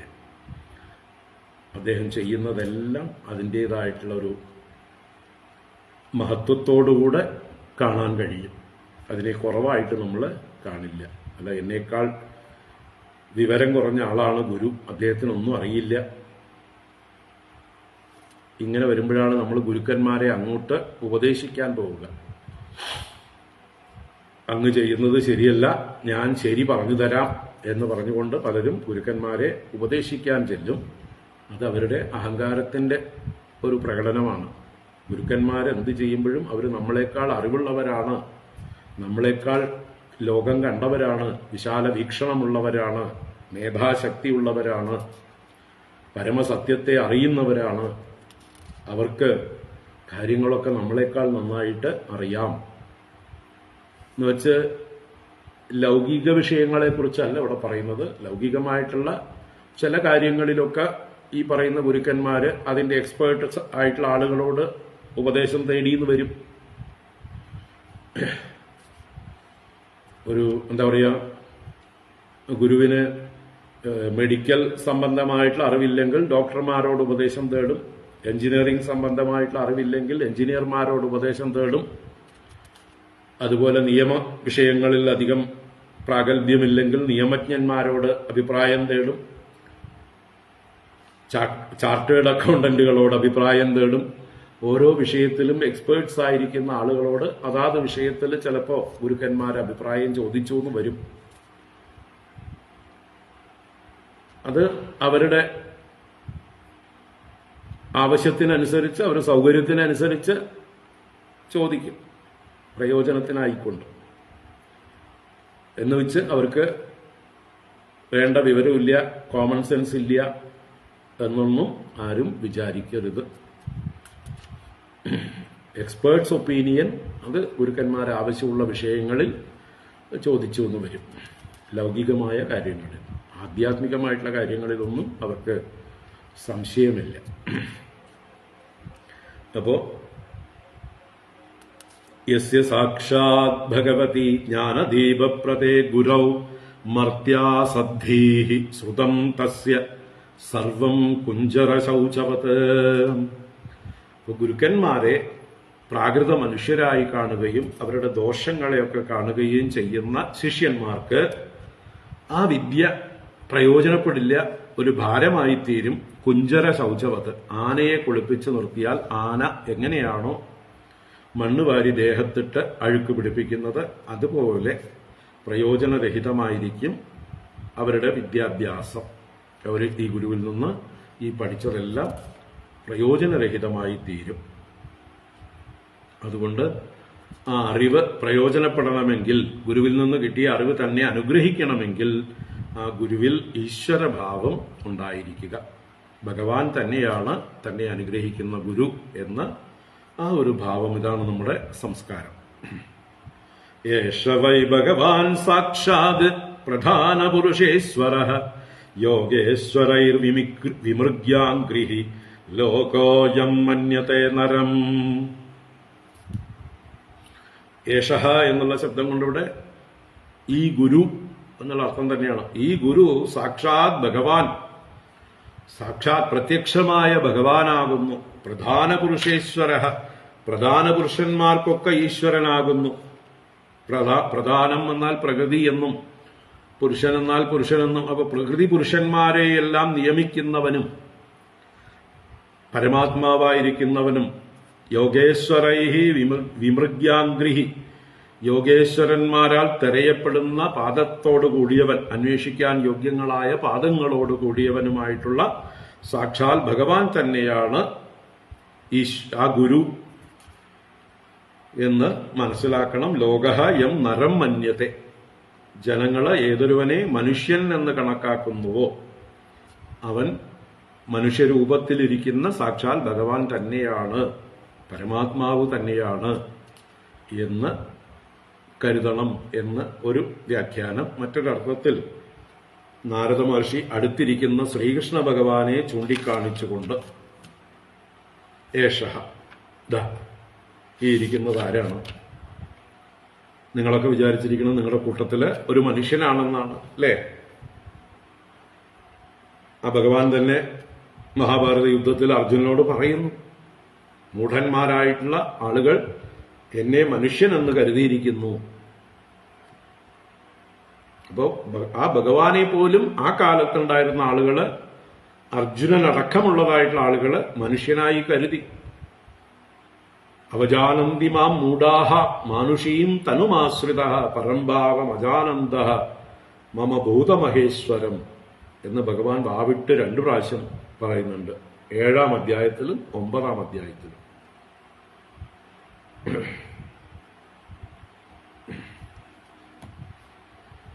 പിന്നെയും പല പ്രാവശ്യം സൂചിപ്പിക്കുന്നുണ്ട്. അപ്പൊ എന്നിൽ മനുഷ്യബുദ്ധിയോടുകൂടിയ മൂഢന്മാർ എന്നാ പറയുന്നത്. അപ്പൊ ഭഗവാനെ പോലും മനുഷ്യനായിട്ടാണ് ആ സമകാലീനരായ ആളുകൾ കാണുന്നത്. ദുര്യോധനനൊക്കെ ഭഗവാനോട് വലിയ നിന്ദയായിരുന്നുവല്ലോ. അതുകൊണ്ടാണല്ലോ ഭഗവാൻ പറഞ്ഞത് അനുസരിക്കാൻ തയ്യാറാവാതിരുന്നത്. ദൂതുപോയ ഭഗവാനെ പരിഹസിക്കാനല്ലേ ശ്രമിച്ചത്. വിശ്വരൂപം കാണിച്ചു കൊടുത്തിട്ട് പോലും അതിൽ വിശ്വസിച്ചില്ലല്ലോ. വെറും ഇന്ദ്രജാലം എന്നാണ് അദ്ദേഹം കൃഷ്ണൻ പോയ ശേഷം എല്ലാവരോടും പറഞ്ഞത്. ഇതൊക്കെ വെറും ഇന്ദ്രജാലമാണ്, മായാവിയായ കൃഷ്ണന്റെ മായയാണ്, ഇതൊക്കെ എനിക്കും സാധിക്കും എന്ന മട്ടിലാണ് പുലമ്പിയത്. അല്ലാതെ ഭഗവാൻ ആരെന്ന് മനസ്സിലാക്കാനല്ല ശ്രമിച്ചത്. അപ്പോ ഈ ഇരിക്കുന്നത് യശഃ വൈ സാക്ഷാത് പ്രധാന പുരുഷേശ്വരഃ ഭഗവാൻ, ഈ ഇരിക്കുന്നതേ പ്രകൃതിക്കും പുരുഷനുമെല്ലാം ഈശ്വരനായിട്ടുള്ള ഭഗവാനാണ്. എല്ലാറ്റിന്റെയും സർവ്വനിയന്താവായ ഭഗവാനാണ് ഇരിക്കുന്നത്. യോഗേശ്വരന്മാർ പോലും ഏതൊരുവന്റെ പാദത്തെ അന്വേഷിച്ചുകൊണ്ടിരിക്കുന്നുവോ ധ്യാനാവസ്ഥിത തദ്ഗതേന മനസാ പശ്യന്തിയം യോഗിനഃ യോഗീന്ദ്രാണാം ത്വതംഗേഷു അധിക സുമധുരം, അങ്ങനെയൊക്കെ പറഞ്ഞിരിക്കുന്ന ആ അംഗ്രിയോട് കൂടിയവൻ, ഏതൊരുവന്റെ അംഗ്രി വിമാർഗണം ചെയ്യപ്പെടുന്നു യോഗേശ്വരന്മാരാൽ. അങ്ങനെയുള്ള ആ ഭഗവാനെ നരം മന്യതേ ലോകഃ, ഈ ലോകത്തിലുള്ള ആളുകള് നരനെന്ന് കരുതുന്നു. അപ്പൊ ഇതുപോലെയാണ് ഗുരുക്കന്മാരെയും മൂഢജനങ്ങൾ നരബുദ്ധിയോടെ മർത്യബുദ്ധിയോടെ കാണുന്നത് എന്നൊരു ഉപമയായിട്ടും എടുക്കും. ഭഗവാനെ കാണിച്ചു കൊടുത്തുകൊണ്ട് ഈ ഭഗവാനെ ആരെങ്കിലും അറിയുന്നുണ്ടോ? എല്ലാവരാലും തിരയപ്പെടുന്ന പാദങ്ങളോടുകൂടിയ ഈ ഭഗവാനെ, ഐശ്വര്യ പരിപൂർണനായ ഭഗവാനെ, പ്രധാന പുരുഷേശ്വരനായ ഭഗവാനെ ആരും മനസ്സിലാക്കുന്നില്ല, മൂഢന്മാരായിട്ടുള്ള ജനങ്ങൾ. അതുപോലെ ഗുരുക്കന്മാരെയും ആളുകൾ മർത്യബുദ്ധിയോടെ അസദ്ബുദ്ധിയോടെ കാണുന്നു എന്ന് ഉപമയായിട്ട് ഭഗവാനെ കാണിച്ചു കൊടുത്ത് സൂചിപ്പിച്ചതാണ്. ഏഷ വൈ ഭഗവാൻ സാക്ഷാത് പ്രധാന പുരുഷേശ്വര യോഗേശ്വരൈർവിമുദ്രിയാംഗ്രിഹി ലോകോയം മന്യത്തെ നരം. ഇനി നമുക്ക് ധ്യാനയോഗം എന്നുള്ളൊരു ഭാഗം ഉപദേശിക്കുന്നു. അത് നമുക്ക് നാളെ രാവിലെ കാണാം. നാളെ രാവിലെ തന്നെയാണ് 11 മണിക്ക് തുടരാം. ഹരി ഓം. ഓം കായേന വാചാ മനസേന്ദ്രിയൈർവാ ബുദ്ധ്യാത്മനാ വാ പ്രകൃതേ സ്വഭാവാത് കരോമി യദ്യത് സകലം പരസ്മൈ നാരായണായേതി സമർപ്പയാമി. ഓം ശാന്തി ശാന്തി ശാന്തി. ഹരി ഓം. ശ്രീ ഗുരുഭ്യോ നമഃ. ഹരി ഓം.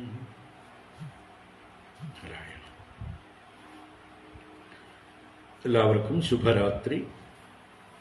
നാളെ കാണാം. ഹരി ഓം. നാരായണ.